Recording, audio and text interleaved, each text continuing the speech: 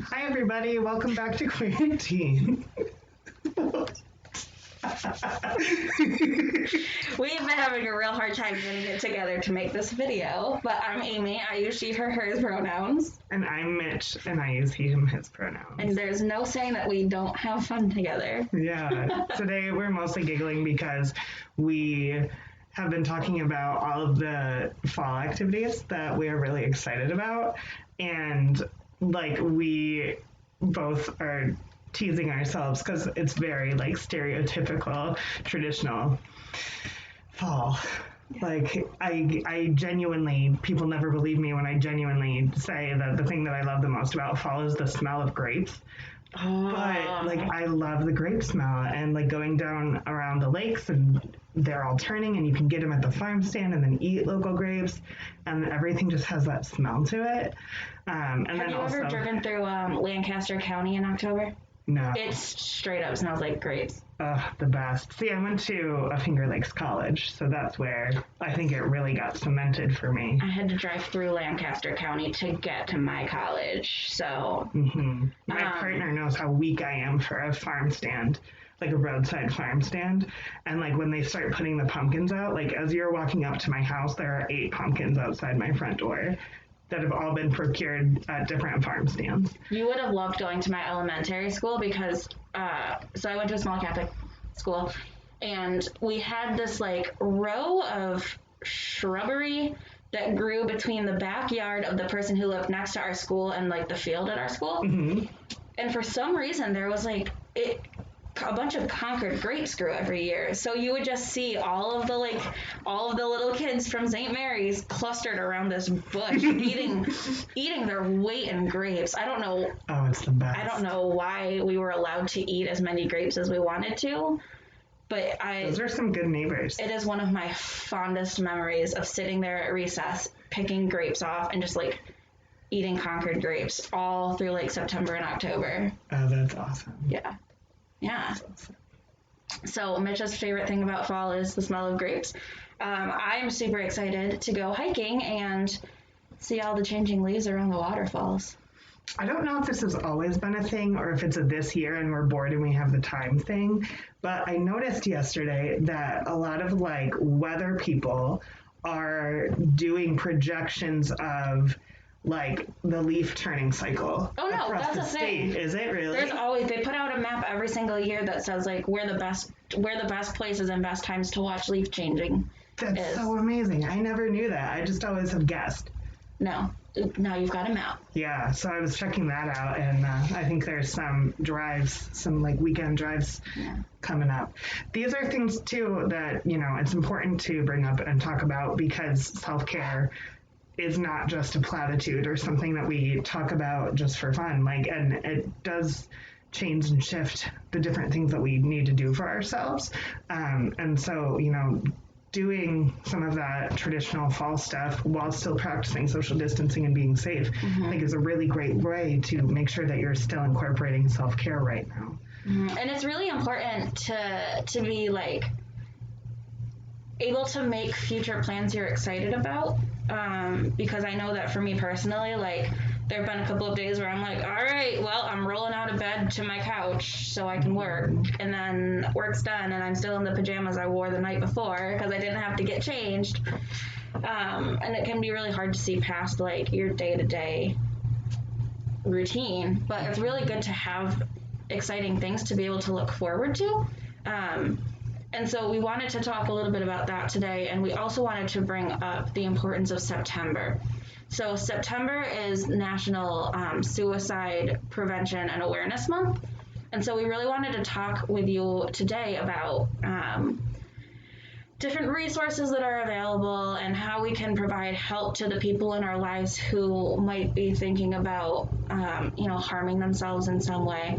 It's a really difficult conversation to have, and it's a really scary conversation to engage in with somebody, but it truly can be the difference between life and death. Yeah, and it's important to acknowledge it so it doesn't continue to be such a stigmatized topic, and to have real conversations about this with the folks in your life.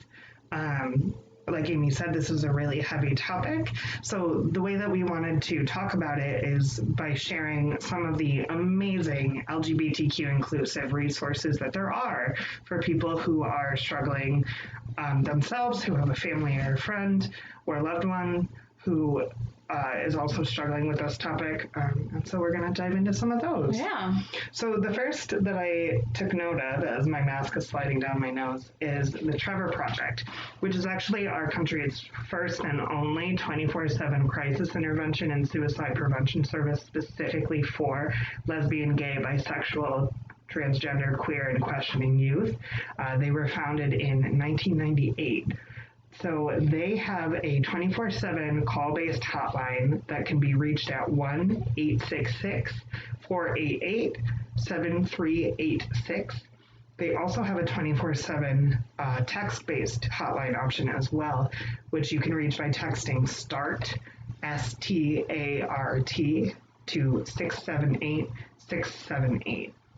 And then online on their website, which is www.thetrevorproject.org, Trevor being spelled Trevor, there is a chat service as well. So there's 3 different options, depending on what is most comfortable and most safe for a person to reach out.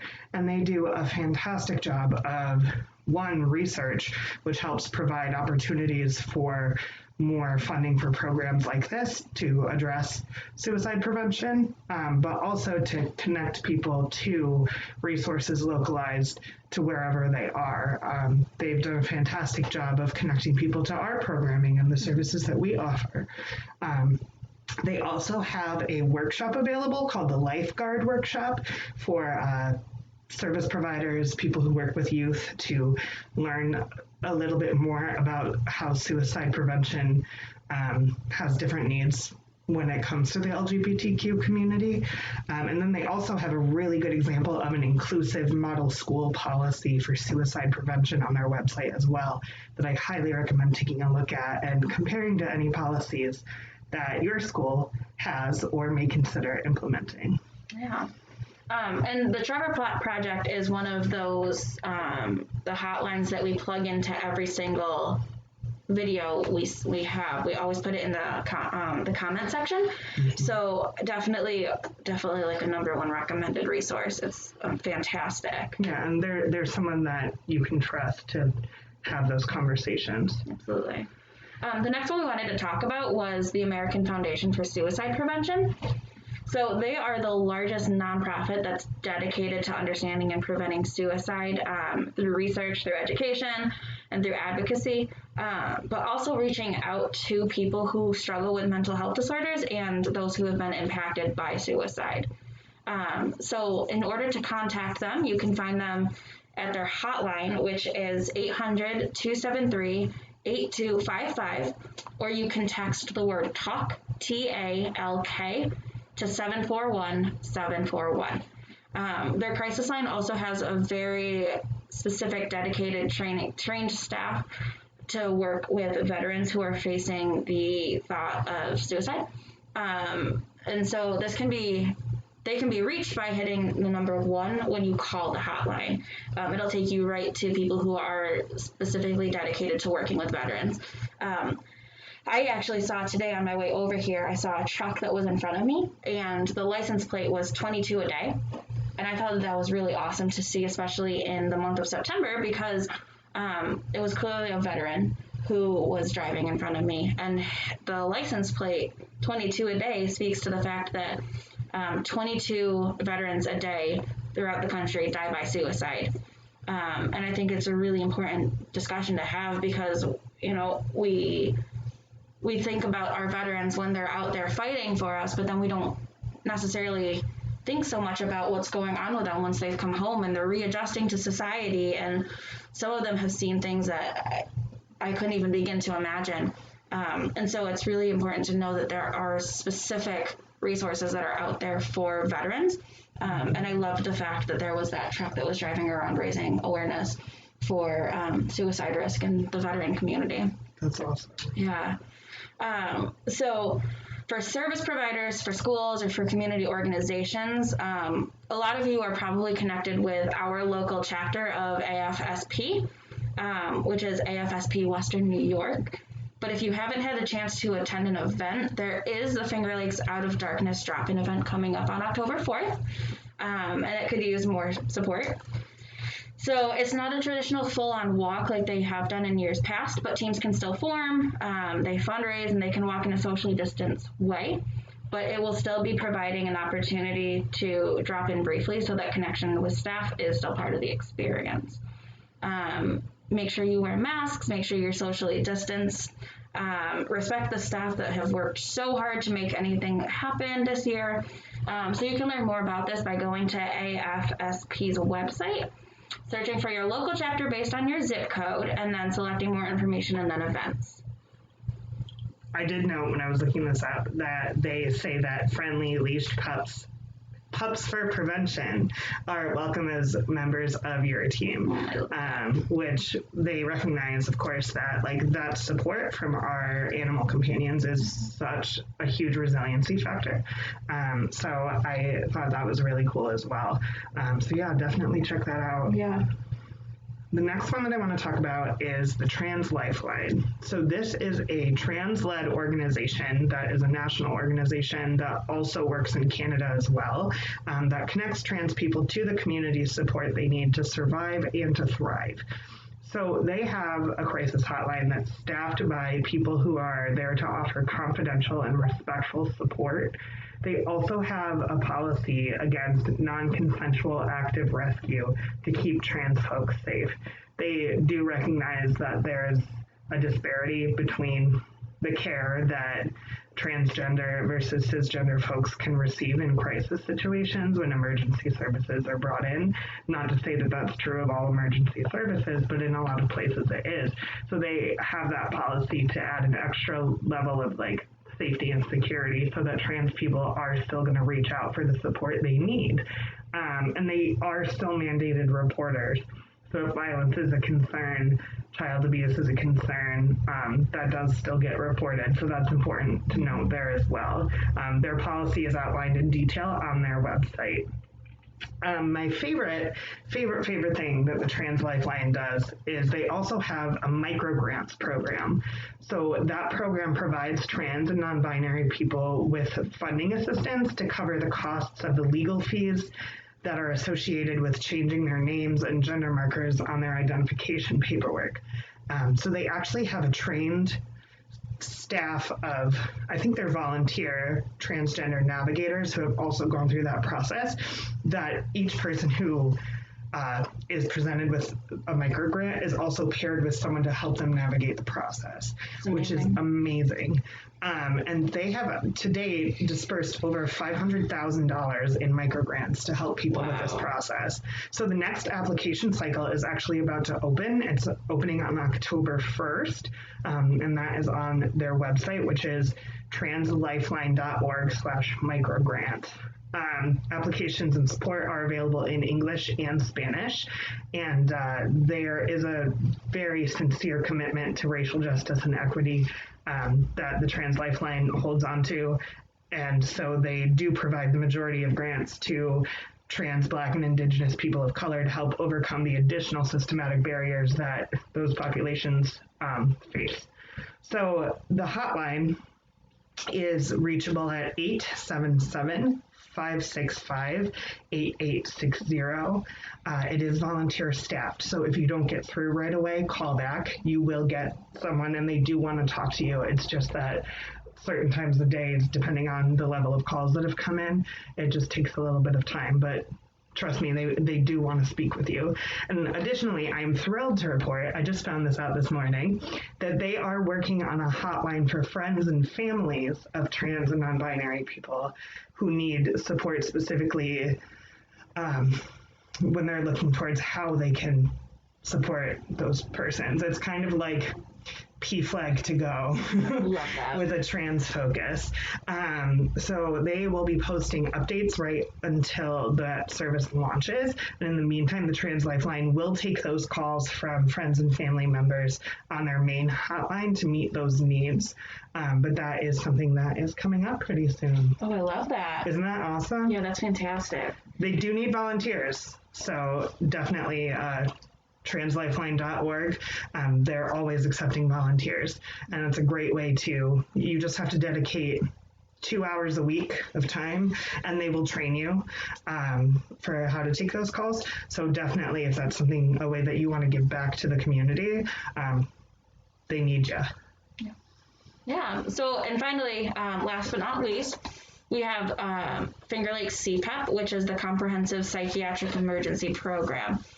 So this is a licensed hospital-based program that's established to be an accessible point for individuals who may be experiencing a mental health crisis. This is to help them receive emergency observation, evaluation, and care and treatment. So this program includes crisis intervention, crisis beds, extended observation at the Clifton Springs Hospital, and most relevantly to this is the CPEP crisis outreach. This component offers visits to individuals who are outside of like an emergency room setting in the community. So they come to you, so it's a much more natural and comfortable experience while they're helping sort of evaluate and figure out what's going on and how they can help crisis plan with you. So if somebody is a resident of Ontario, Wayne, Yates, or Seneca County, they have access to this support and they can reach them by calling 585-275-5151, or they can call the 211 Lifeline. Yeah, and to speak to CPEP as well, I've gotten the opportunity a couple of times now to meet and work with the folks who provide this mobile service, and I can't speak highly enough about the work that they do. They are a resource that I think can be tremendously valuable. And two, if someone in that situation does need advocacy services at any point, reaching out to that 211 Lifeline will connect you with multiple types of support, not just the CPEP program, and they will do what it takes to get you the help that you need that's the most relevant to your situation. But always, always, always call. Don't fear reaching out and asking for help. These resources exist for a reason because these people care. So definitely don't be afraid to ask for help if you need it. Absolutely. I also do want to take a moment to talk to my survivors out there who may be watching this, because we are here for you too. The feeling of grief is incredibly complex and it's a different experience for everyone. So I would never say that we understand how it feels. But I want you to know that you have done nothing wrong and you don't owe anyone any kind of public display of grief or of, the experience you've had at any time. But support is out there for you too, both within your local community and the larger community that surrounds you as well. You can also call the National Suicide Prevention Lifeline again, which is that 1-800-273-8255, to also be connected to resources to support you 24/7 as well. So it's not something you have to struggle with by yourself. There are people here that are here to support you. Yeah, there's hope, there's support, and we will always be here to help. So, yeah. So we will be back next week. In the meantime, I'm going to make sure that we put all of this information in our comment section. And if anybody is struggling or they feel they need to reach out to us, please don't hesitate to reach out. We're here, and so many people all over the country are here to help you. Yeah, so make sure you're taking care. Think about those exciting things in the future, those fall activities, and, winter will be here for those of us who enjoy it soon as well. And so, think about those moments and the things that you can build and use this time to really practice good self-care and rest and take good care of yourself, and know that support's here for you when you need it. Yeah. So we will see you next week, but if you need anything, please reach out to us before then. Bye. Bye.